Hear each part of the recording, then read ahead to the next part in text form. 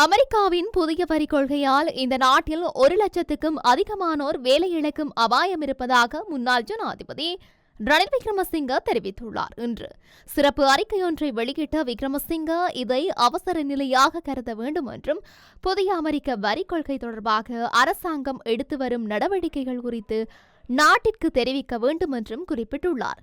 கட்டணங்கள் அதிகரிக்கும் போது பொருட்களுக்கான நுகர்வோர் தேவை குறைகிறது. இது ஒரு அனுமான சூழ்நிலை அல்ல, இது ஏற்கனவே வெளிப்பட்டு வருகின்றது.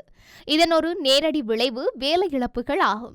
இதன் தாக்கம் வேலை செய்பவர்களுக்கு மட்டும் மட்டுப்படுத்தப்படாமல் பரந்த பொருளாதாரம் முழுவதும் எதிரொலிக்கும் என்று குறிப்பிட்டுள்ளார். ஏற்றுமதி வருவாயில் ஏற்படும் வீழ்ச்சி இலங்கையின் பொருளாதார சமநிலையை மிகவும் மோசமாக்கும். மேலும் இலங்கை ரூபாயின் மதிப்பு இன்னும் அதிகமாக குறையக்கூடும். இவற்றையெல்லாம் கருத்தில் கொண்டு அமெரிக்காவுடன் இலங்கை அரசாங்கம் விவாதிக்க வேண்டும். இதை அவசர நிலையாக கருதி அரசாங்கம் என்ன நடவடிக்கைகள் எடுக்கும் என்பது குறித்து நாட்டிற்கு தெரிவிக்க வேண்டும். இந்த நிலைமை குறித்து எந்த அறிக்கைகளும் வெளியிடப்படாவிட்டால் ஒன்றன் பின் ஒன்றாக பிரச்சினைகள் எழும் என்று குறிப்பிட்டுள்ளார்.